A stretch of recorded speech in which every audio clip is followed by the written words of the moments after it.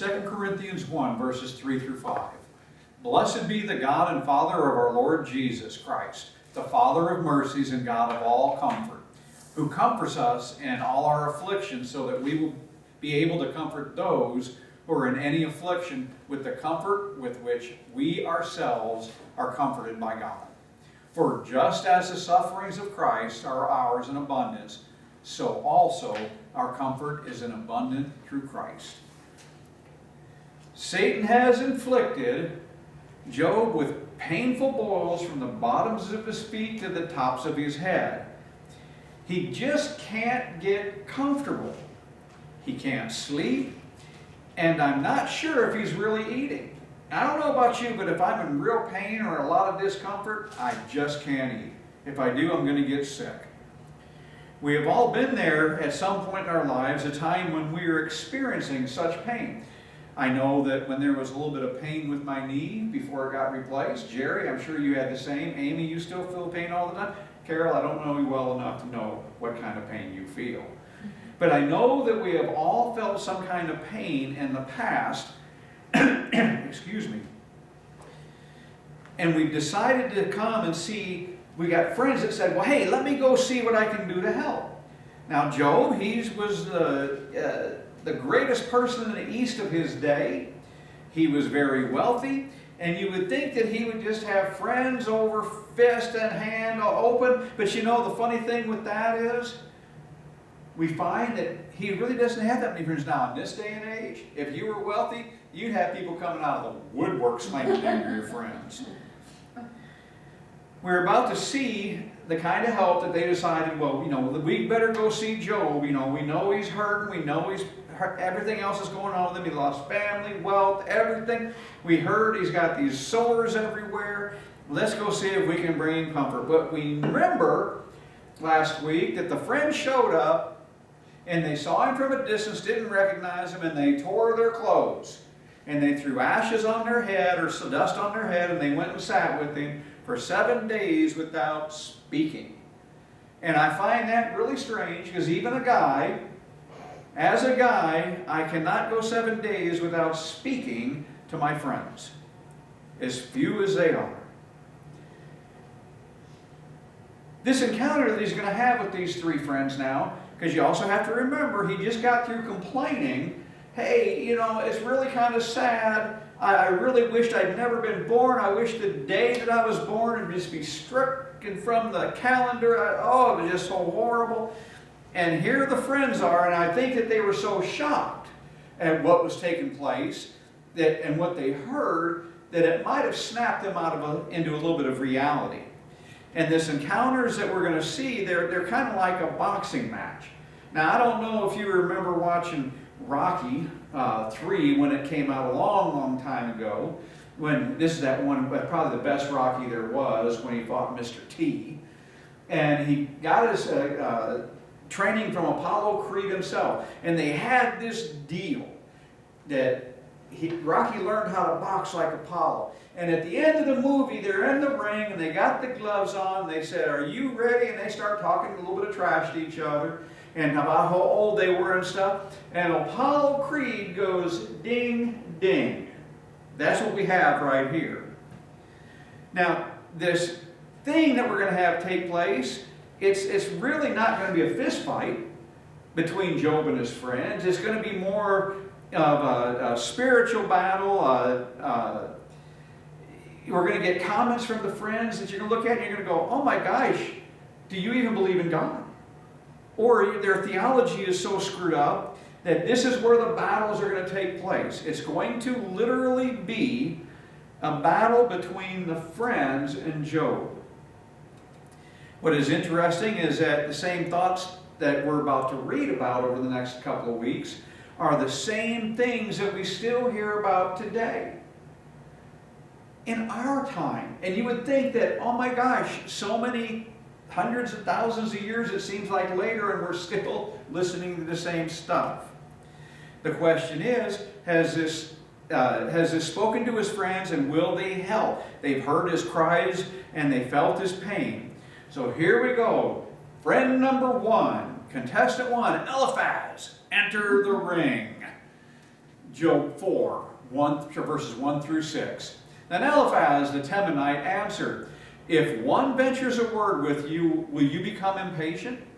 But who can refrain from speaking? Behold, you have admonished many, and you have strengthened weak hands. Your words have helped the tottering to stand, and you have strengthened feeble knees. But now it has come to you, and you are impatient. It touches you, and you are dismayed. Is not your fear of God your confidence, and the integrity of your ways your hope? Wow! After 7 days of silence, Eliphaz is that first person to speak to Job. On the whole, Eliphaz will prove himself to be the gentlest with Job, but his conclusion over Job's predicament is still consistent with the other friends nonetheless. This is almost like a slap in the face. Oh my gosh, I'm hurting and you're going to come at me like this. But we'll look at a little bit more of that later. Eliphaz, he starts asking whether Job minds if he says a few words. Now, did it matter if Job really cared if he said anything? No. If Job would have said, yeah, I mind, shut the heck up. Well, I'm going to tell you anyways, because he really did not give Job a chance to answer. Eliphaz, he acknowledges that Job, he's helped out a lot of people. After all, we're told he was a great person of his days, the greatest in the East at that time. He has helped a lot of people through many different situations. But you get the feeling that this might just be the calm before the storm. I'm praising you and I'm telling you all these great things that you've done. His opening is a bit like someone saying, with all due respect, then kaboom! Here it comes, the shoe's dropping. You know something is coming, and the buttery beginning will be just like, well, it will be the beginning of that exposed knife. You know, you're hurting already, and I think I'm going to cut your heart out a little bit. I'm going to make you feel a little weird. The first point that Eliphaz makes is, you've helped others. I've witnessed it, I've seen it. You've strengthened them, you've given them courage, you've given them hope, you've done all these other things. But now you can't help yourself. You can't take your own advice that you've given us so freely to so many. Those that teach the Word especially will end up being tested because you just can't have words that you help uplift others. There will come a time when you will feel things on your own. And you have to remember, what's good for the goose is good for the gander. So remember that as you start feeling things in later on in life, if you've helped other people, if you've strengthened them, if you've given them hope, and you start feeling the aches, the pains, or other situations, remember, take to heart what you preach to others. Does that sound familiar? Does that sound familiar? This whole thing that he starts with, that you've with your integrity of your ways and your hope, and yet your confidence in God, and yet you're not able to do this. Where's the fear of God that you had yourself? It's the same point that those that were mocking all around Jesus at the time, that we see in Matthew 27, verses 41 through 42. In the same way, the chief priest also, along with the scribes and elders, were mocking him and saying, he saved others, he cannot save himself. He is the King of Israel. Let him now come down from the cross, and we will believe in him. It's the same thing. It's the same thing. The general idea in the mocking is, you reap what you sow, or do you? Or do you? Job 4, 7 through 9. Remember now, whoever perished from being innocent. Remember, this is still Eliphaz talking. Or where were the upright destroyed? According to what I have seen, those who plow iniquity and those who sow trouble harvest it.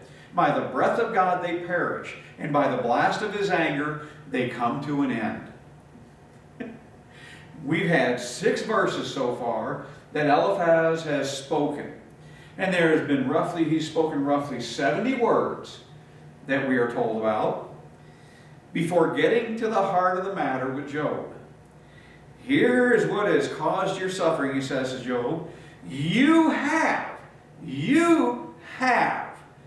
obviously done something wrong. You've done it. You are reaping what you have sown. No innocent person has ever perished. Now, really? Really? I don't know. We need to remember that Job and his friends lived a long time ago, and probably around that time of Abraham, Isaac, and Jacob. Maybe it's one of the first books in the Bible, so maybe back in those days, nobody that was innocent perished. Nah, I don't believe it. I don't believe it. Not for one stinking minute. Obviously, he forgot about Abel. Abel was an innocent person. He was one of the first two offspring. And what happened to him? He was killed. He was innocent. Did Abel deserve or cause his own death when slain by Cain? No. Eliphaz's conclusion is one that a lot of people even today still hold in the church. If you're having issues of anything that's going wrong, it's something you did. We've seen it. We've heard it in churches. If you're facing trouble, it's something that you did that you have not repented of, and you're being punished. It's the same thing that we hear all the time. And in all reality, he's telling Job, you did something, and you're not willing to confess it and repent.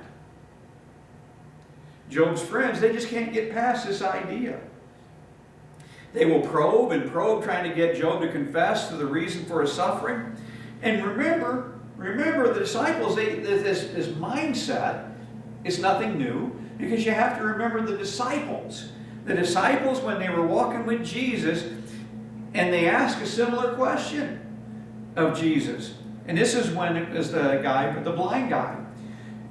John 9, verses 1 through 3, as he passed by, he saw a blind man from birth. And his disciples asked him, Rabbi, who sinned, this man or his parents, that he would be born blind? What did Jesus say? It was neither that this man sinned nor his parents, but it was so that the works of God might be displayed in him. Woo! Job, what have you done wrong? I've done nothing wrong that I'm aware of.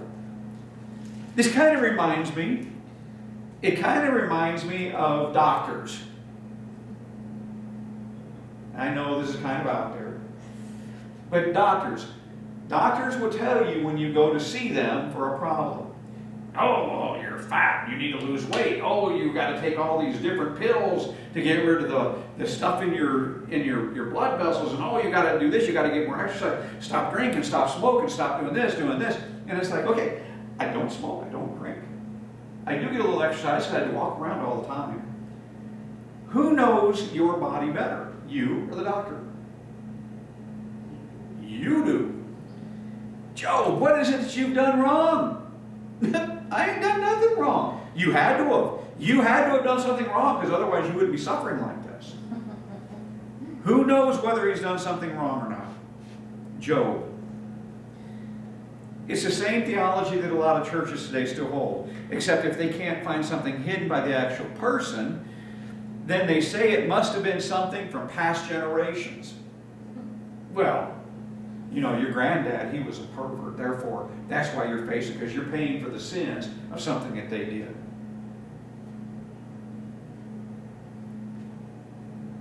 Let's press on. Job 4, 12 through 21. Now, this is still Eliphaz now. Today is nothing but Eliphaz.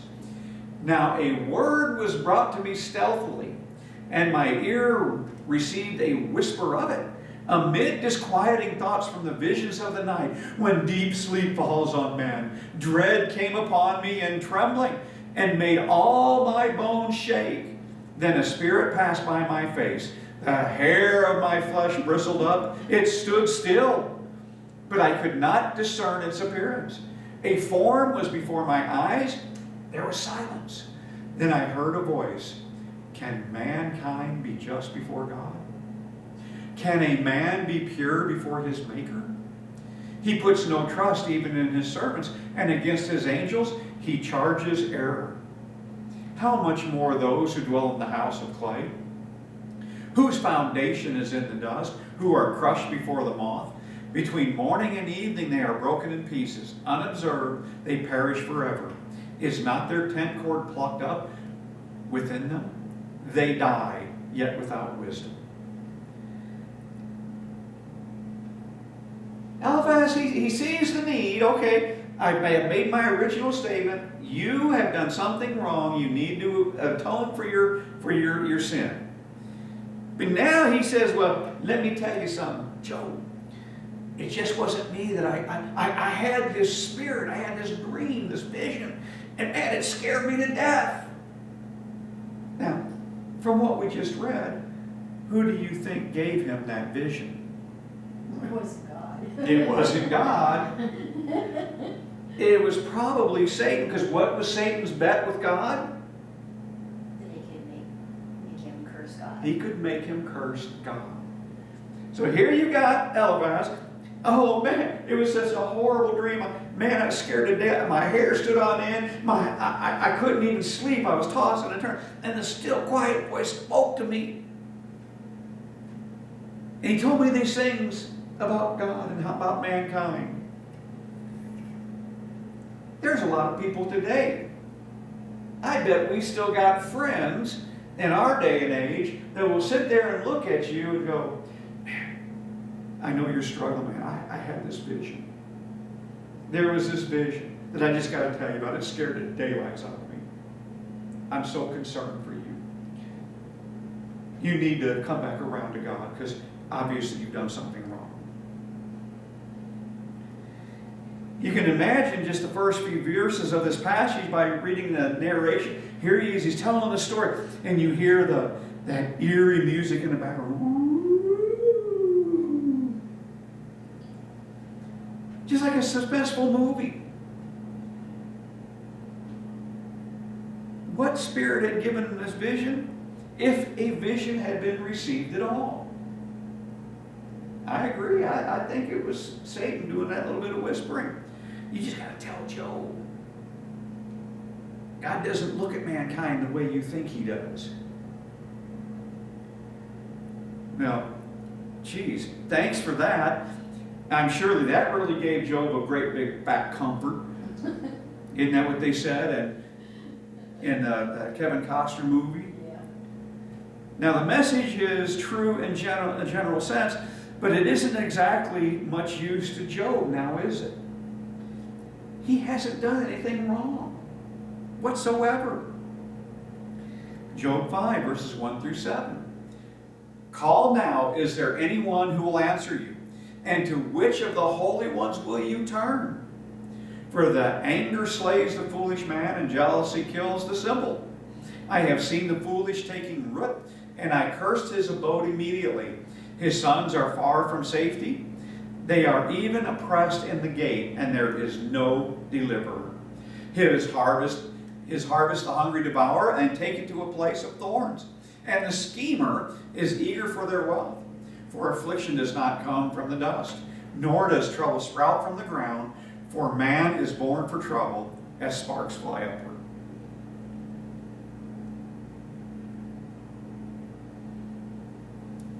To further back up his vision and his initial statement, he tells Job to call on any of the saints or even the angels. Call on them. That they would disagree that sin is always followed up with judgment. See, if you ask them, they'll tell you. See, you had to have done something wrong. He believes that he has the weight of history and heaven behind his arguments. Man is sinful. Oh, God, we didn't know that. And sin always leads to trouble. Well, we knew that too if you don't repent. As sure as sparks fly upward.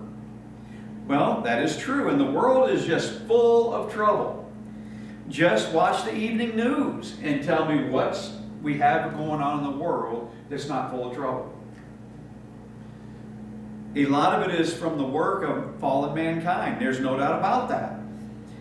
But there is a bigger picture than all of Job's friends can even imagine. Is what they have missed. It's what Job doesn't understand himself. That there is something going on in the spiritual realm. He's a byproduct of a battle.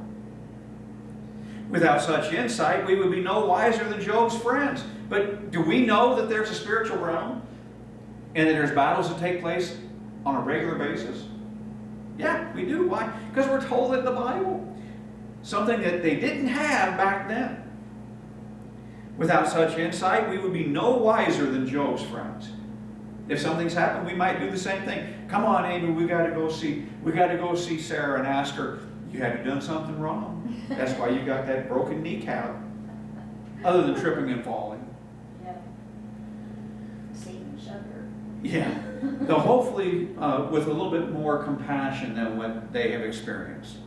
Job 5, verses 8 through 18. But as for me, I would seek God, and I would place my cause before God, who does great and unsearchable things, wonders without number. He gives rain on the earth and sends water on the fields, so that he sets on high those who are lowly, and those who mourn are lifted to safety. He frustrates the plotting of the shrewd, so that their hands cannot attain success. He captures the wise by their own shrewdness, and the advice of the cunning is quickly thwarted. By day they meet with darkness, and grope at noon as in the night. But he saves from the sword of their mouth, and the poor from the hand of the Almighty. So the helpless has hope, and the unrighteousness must shut its mouth. Behold, how happy is the man whom God reproves. So do not despise the discipline of the Almighty, for he inflicts pain and gives relief. He wounds, and his hands also heal. He instructs Job, turn to God and see the wonders that he has performed. Good advice for a sinner, but there are two problems with this in this case. Firstly, Job hasn't actually done anything wrong. That's the first thing. He has not turned from God. Remember, he was even doing things that after his kids would party all week, he'd sit there and make sacrifices for his kids. He's never turned from God. He's lost all of his kids, lost all of his possessions, everything. Did he turn from God? No. So this right here is kind of, okay, that's kind of a garbage argument on your part, but okay. He has not turned from God. He has feared God and was blameless in the sight of God. God has even said that twice to Satan. Secondly, this trial was from God himself. It was from God himself. Why was it from God himself? Because he told Satan, have you considered my servant Job? Turning to God or pleading his case before God wasn't going to change anything. Because God turned him over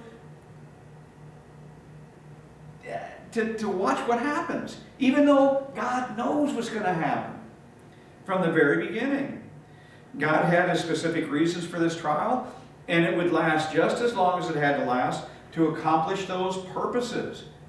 We face things, just like we read earlier, we face things so that it accomplishes God's purpose. We face troubles because it gives him glory. It gives his troubles. We face the troubles and trials because when I face them and I come through them, I'm able to help other people. And as I'm going through them, other people can see. I'm struggling with things, but I come through with shining colors. God, you're great. You're awesome.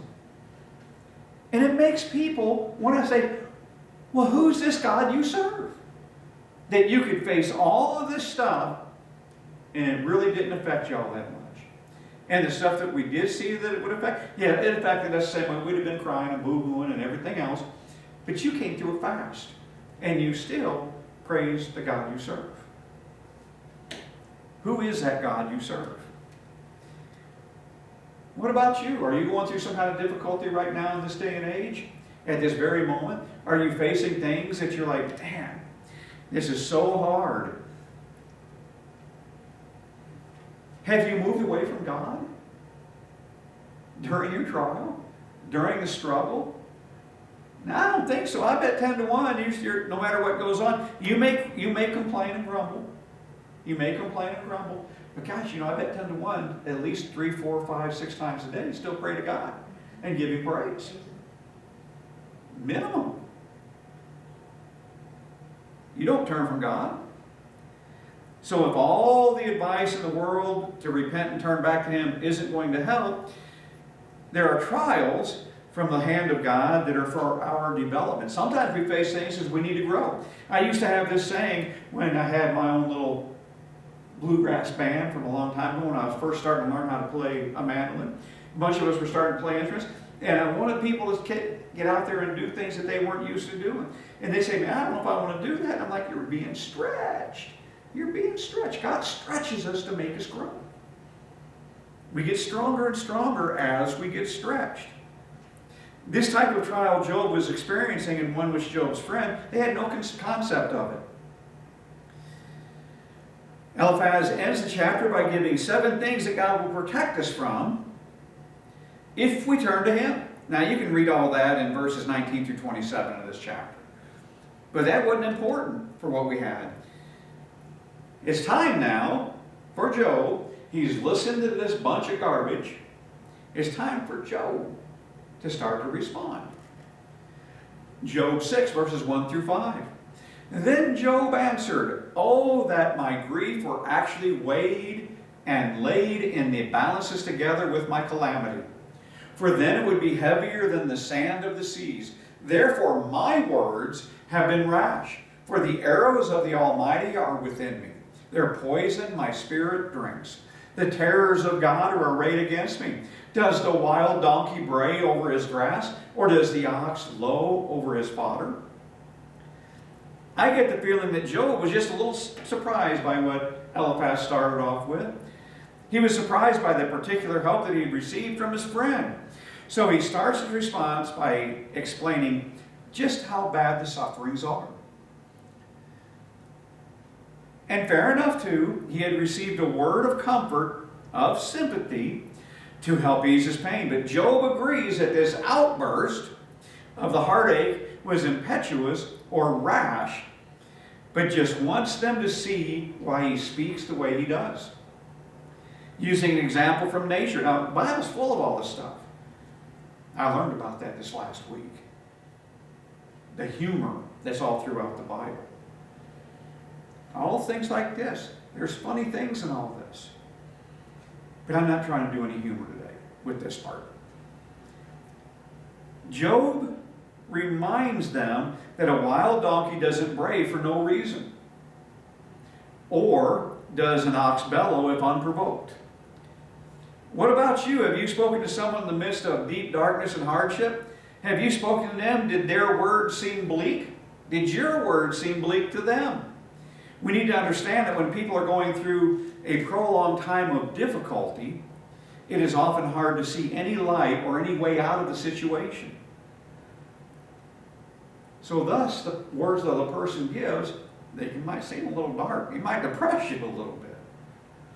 Be patient and kind with such people and try to understand what they're going through. I think that's called empathy. Job continues. Oh, that my request might come to pass, that God would grant my longing. Would that God were willing to crush me, that He would loose His hand and cut me off. But it is still my consolation, and I rejoice in unsparing pain, that I have not denied the words of the Holy One. What is my strength that I should wait?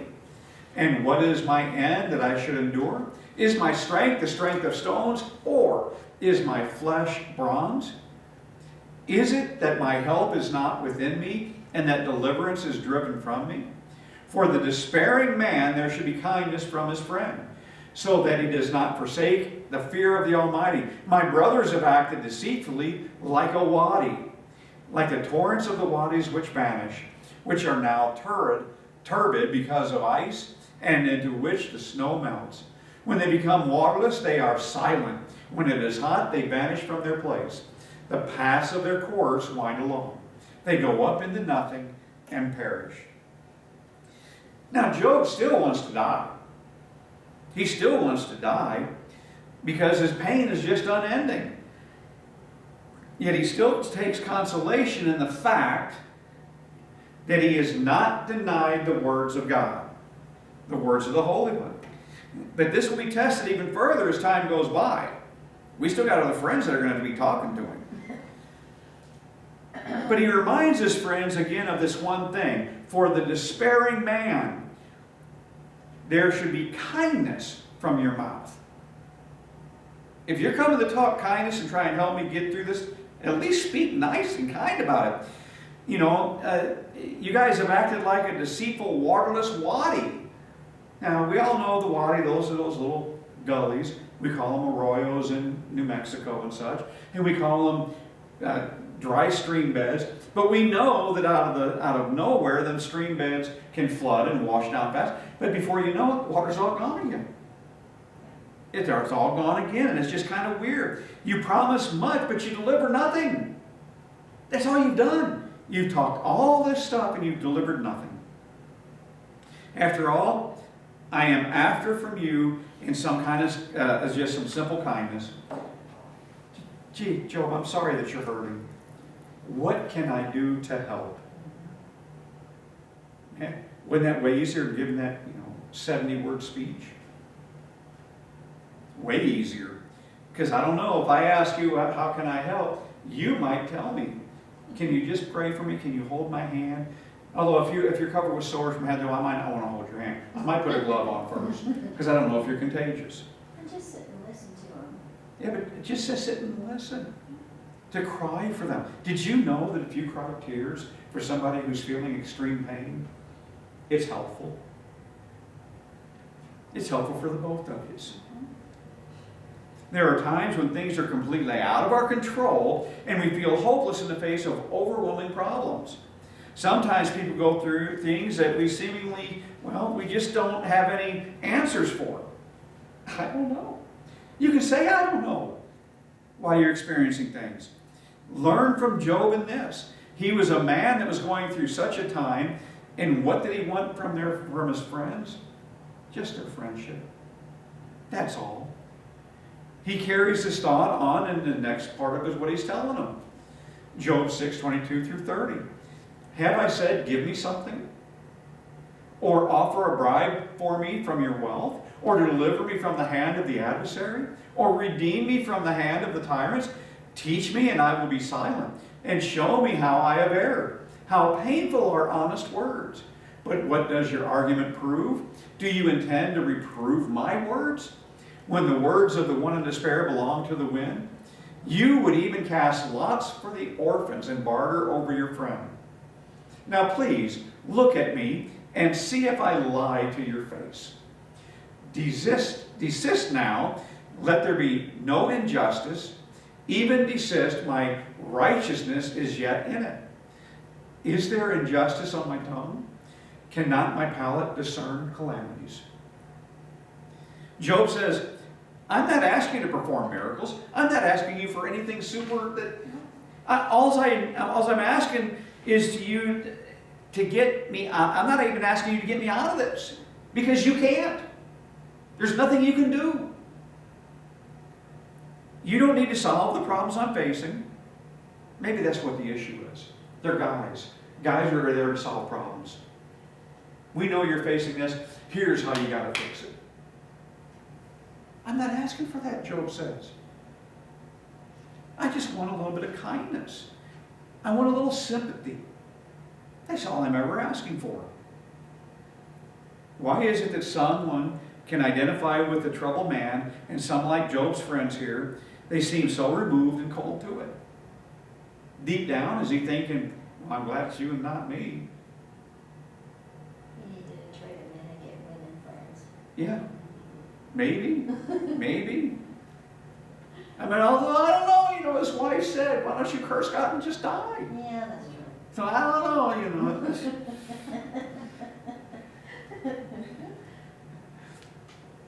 I would say that a lack of true experience in theology played both a part in what he's facing. See the fine print for a little more info. So Job pleads with them not to be unjust. Look at me, he says. Look at me. Look into my eyes. Listen to what I'm telling you. I'm not lying to you. I've done nothing wrong. Job 7:4-11. When I lie down, I say, when shall I rise? But the night continues, and I am continually tossing until dawn. My flesh is clothed with worms and a crust of dirt. My skin hardens and runs. My days are swifter than a weaver's shuttle, and come to an end without hope. Remember that my life is but breath. My eye will not again see good. The eye of him who sees me will behold me no longer. Your eyes will be on me, but I will not be. When a cloud vanishes, it is gone. So he who goes down to Sheol does not come up. He will not return again to his house, nor will his place know him any more. Therefore I will not restrain my mouth. I will speak in anguish of my spirit. I will complain in the bitterness of my soul. You see, sometimes you're allowed to complain. You can complain. When things are not going the way that you think they should and you're really innocent, you know you haven't done anything wrong, you can complain. Just don't ever curse God.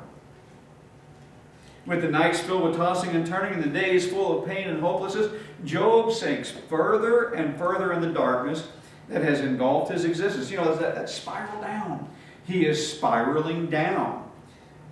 The valley of the shadow of death is all that he can see, and it seems to stretch out forever. It's taken too long. As he contemplates his current state, and that he will soon be no more, in his own words, Job becomes more and more agitated and angry. Not at just his situation, but the BS that he's been fed from his friend.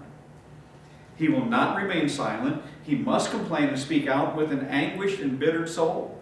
You know, if we think about that this life is all there is and we do not return from the grave, that's a pretty dang depressing thing.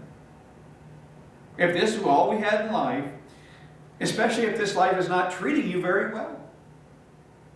This is what a lot of the atheists believe and think. With no faith in God or belief in a life to come, they place all their hopes in a world that's filled full of trials and hardships and despair. No wonder such a person is ultimately faced with only purposelessness and the gospel. But Christianity changes it all. Right? Because we have the gospel. We have the hope. Guess what? When you die, you're going to rise. You're going to be resurrected. If you believe in Christ, you're going to have a really great place to live.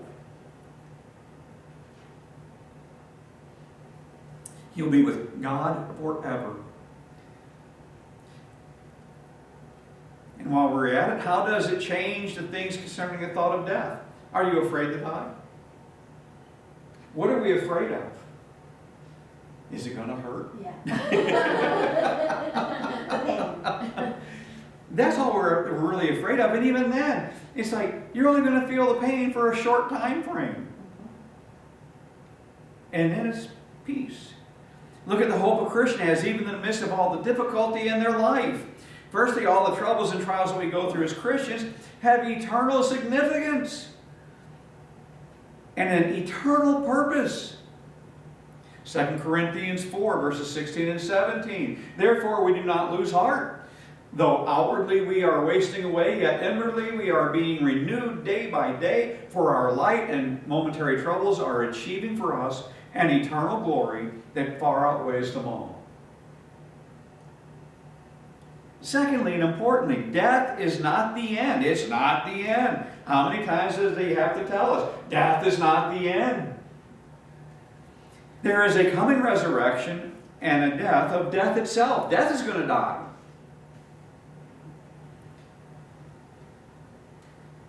First Corinthians 15, 51 through 55. Behold, I tell you a mystery. We will not all sleep, but we will all be changed in a moment, in the twinkling of an eye, at the last trumpet, for the trumpet will sound, and the dead will be raised imperishable, and we will be changed. For the perishable must put on the imperishable, and this mortal must put on immortality. But when this perishable will have put on the imperishable, and this mortal will have put on immortality, then will come about the saying that is written, death is swallowed up in victory. O death, where is your victory? O death, where is your sting? Bring it, buddy. Bring it. Let's go ahead and finish with Job's response to his good friend Eliphaz. Job 7, 13 through 21. If I say my bed will comfort me, my couch will ease my complaint, then you frighten me with dreams and terrify me by visions, so that my soul would choose suffocation. death rather than my pains. I waste away. I will not live forever. Leave me alone, for my days are but a breath. What is man that you may magnify him, and that you are concerned about him, that you examine him every morning and try him every moment? Will you never turn your gaze away from me, nor let me alone until I swallow my spittle? Have I sinned? What have I done to you, O watcher of men? And why have you set me as your target, so that I am a burden to myself? Why then do you not pardon my transgression and take away my iniquity? For now I will lie down in the dust, and you will seek me, but I will not be. As Job's thoughts slip further in the darkness, so does his belief in the intentions of God. See, this is where the problem with your friends come in. They tell you all this stuff, and they allow you to spiral down. And after a while, you can look at God and say, you know, I don't know what your intentions are, old man, but I'm really hurting, and I would really appreciate if you would get off your duff and do something. Has that ever worked? No. No. But he didn't curse him. He didn't curse him. Have you doubted the thoughts and intentions of God towards you?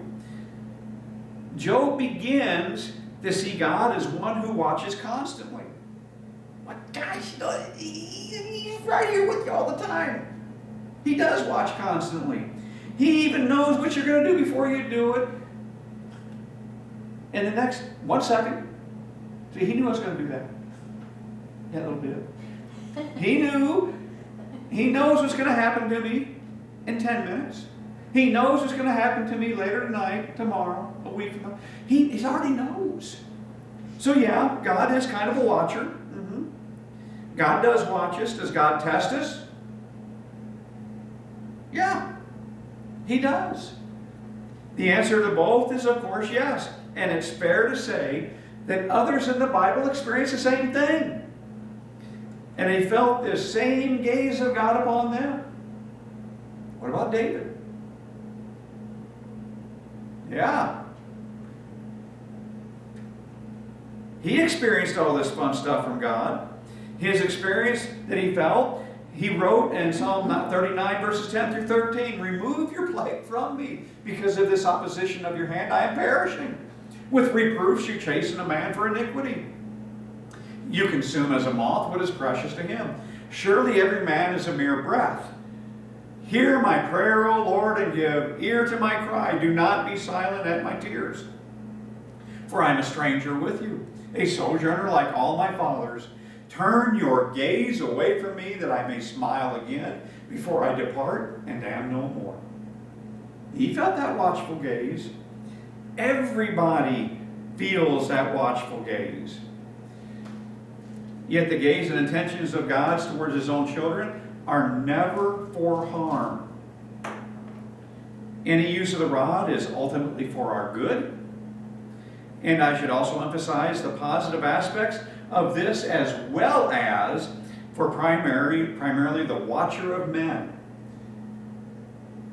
He looks for the evidence of faith and dependence in his children. How faithful are you? How much do you depend on him? Psalm 33, verses 13 through 22. The Lord looks from heaven. He sees all the sons of men. From his dwelling place he looks out on all the inhabitants of the earth. He who fashions the hearts of them all. He who understands all their works. The king is not saved by a mighty army. A warrior is not delivered by great strength. A horse is a false hope for victory. Nor does it deliver anyone from great strength. Behold, the eye of the Lord is on those who fear him, on those who hope for his loving kindness, to deliver their soul from death, and to keep them alive in famine. Our soul waits for the Lord. He is our help and our shield, for our heart rejoices in him, because we trust in his holy name. Let your loving kindness, O Lord, be upon us, according as we have hoped in you. These thoughts have long slipped from Job's mind, and they have been replaced with accusations and doubts concerning the intentions of God. God, it seems to Job, has got it in for him, and he doesn't like me. Oh, poor little Job. Nobody likes me, everybody hates me, might as well eat some worms. He is happy for me to slowly slip away into the grave. That's not what God wants. And oh, so far from the truth is our friend Job, who I suspect that all we have at one time thought similar thoughts to this at one point or so in our life.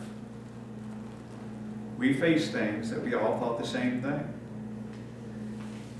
Next person that he's going to talk with Job is Bildad.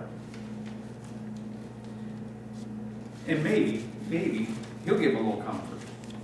But I ain't counting on it. As a friend, when someone's hurting, be there for them. Ask them what you can do. Don't accuse them of being sinful, so God's got it out for them. Just ask, what can I do? What can I do to help you?